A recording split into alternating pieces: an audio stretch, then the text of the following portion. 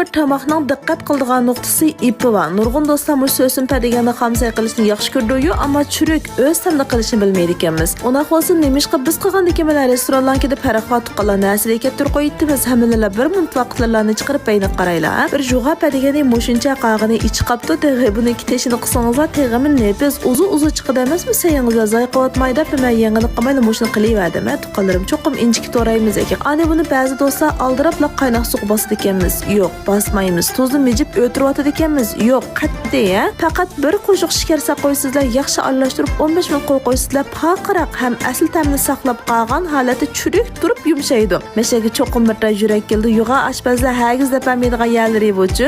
Ani ko'giningizadek cho'ng'istonniki shayyo yana pichakil pintosinchilar qo'ydi. Qizil ko'klarni yipdak inchik to'rib olamiz.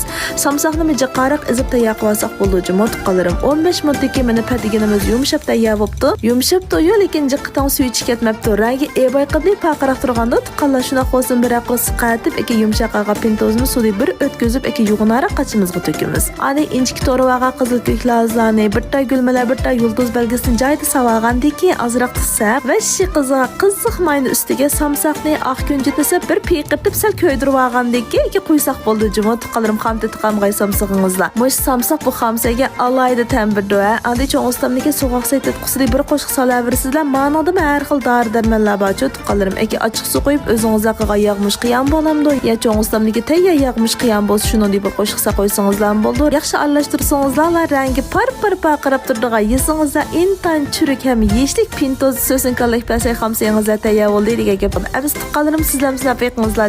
Xayr xo'sh.